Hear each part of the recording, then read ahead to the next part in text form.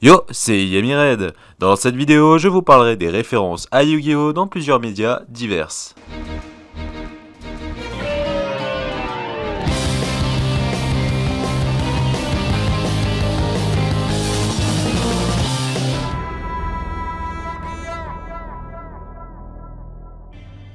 Bon, bien sûr, il y a bon nombre de clins d'œil à Yu-Gi-Oh dans plusieurs mangas publiés par Shonen Jump et également dans les jeux de cet éditeur comme le très attendu Jump Force, mais je n'en parlerai pas. Bah si, tu viens de le faire. Ouais, c'est pas faux. Bon, sinon je rappelle que ce classement est purement subjectif et donc il n'engage que mon avis personnel. Oui, tu dis ça parce que ton classement est merdique. Bon, commençons. Les Griffins.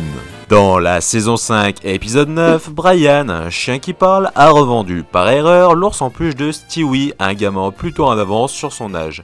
Ils décideront donc de partir à la recherche de ce mystérieux acheteur qui s'avéra être un spectateur de Yu-Gi-Oh! Et c'est tout? Ben ouais. Urban Rivals. C'est un jeu de cartes en ligne où, comme dans Pokémon, il est possible d'évoluer en gagnant des niveaux. C'est d'ailleurs le cas de ces deux cartes, Scarlet et Manon, qui obtiendront, après avoir évolué une première fois, les jolis costumes rouge Slifer et bleu Obélisque de Yu-Gi-Oh! GX. Naruto. Bon, ok, c'est pas vraiment Naruto, mais l'épisode 30 de son spin-off, Rock Lee, les péripéties d'un ninja en herbe. Il sera en partie consacré à la fête d'Halloween et Deidara et Toby se retrouveront à pratiquer une course imaginaire où ils seront habillés comme Kaiba et Yugi. Mais t'avais pas dit que tu parlais pas des licences Jump? Numéro 7. L'insoumission de Jean-Luc.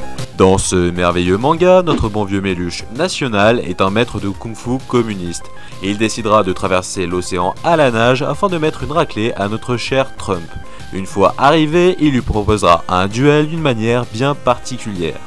Ah, et en passant, ce manga est réalisé par Ganesh2, un youtubeur de qualité.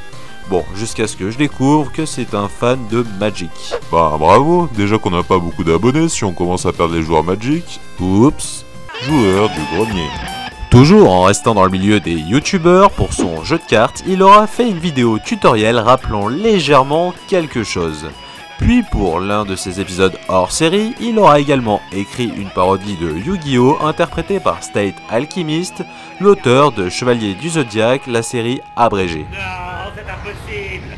Ce scénario était pourtant trop prévisible. 16 blocs. Dans ce film, Jack, interprété par Bruce Willis, est un policier qui doit escorter un témoin au tribunal. Mais Eddie, ce dernier, est un moulin à paroles. Il lui explique qu'il adore faire des gâteaux d'anniversaire avec l'image de Yu-Gi-Oh! Dessus. Bruce Willis, ne connaissant pas cet animé, sera quelque peu moqué. Yu-Gi-Oh! Ça te dit rien, Yu-Gi-Oh! Faut sortir un peu plus, Jack. Yu-Gi-Oh! C'est une vedette, quoi. On peut pas louper ça. Les Razbitume.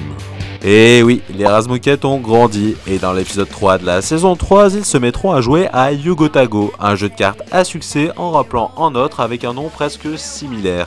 Pendant cet épisode, Charles-Édouard ex-Labinox se mettra en quête par tous les moyens de trouver la carte rare Dragon Rouge du miroir. Big Flo et Oli. Deux rappeurs habitués à faire pas mal de références sur des licences telles que Pokémon, Harry Potter, et ils en feront aussi sur Yu-Gi-Oh! D'abord dans Freestyle du Nico, je prends de la valeur avec l'âge, comme des cartes Yu-Gi-Oh! Où le but sera de rapper sur des mots peu connus, et dans Nous aussi deux, avec une référence sur ce célèbre dragon. Je suis le dragon blanc aux yeux bleus, c'est l'heure du duel. Les Simpsons. Saison 15 et épisode 11, la famille la plus normale d'Amérique se rend à la bibliothèque de Springfield. Mais malheureusement, les gens ne lisant plus, il ne reste quasi aucun livre sur les étagères. Hormis l'un des derniers étant un guide de prix des cartes Yu-Gi-Oh! Une lecture forcément étant très utile. Mad.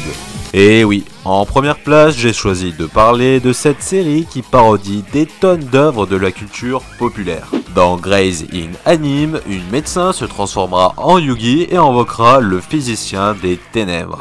Dans Pokémon Park, Sacha et Ondine se rendront sur une île ressemblant à celle présente dans un célèbre film de dinosaures, mais devront s'enfuir à cause d'un dangereux Dracofeu.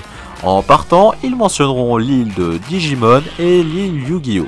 Dans Yugi Beer, l'ours Yogi se transformera en Yugi afin de manger la nourriture d'une famille en train de pique-niquer. Mais un ranger apparaît et un duel commence. Il se servira de son terrible dragon blanc aux yeux bouboubou, mais la famille en profitera pour s'enfuir. Et voilà, cette vidéo est terminée. J'ai essayé de varier un peu le type de média, bien évidemment je n'ai pas pu parler de tout. Bref, si vous en connaissez d'autres, n'hésitez pas à me le mettre en commentaire. Et si vous avez aimé cette vidéo, je vous conseille également de regarder un top 5 sur les différences entre l'anime et le manga, ainsi qu'un top 16 sur les fusions les plus incohérentes. Allez, ciao! Et sinon, il y a personne qui fait de référence à moi?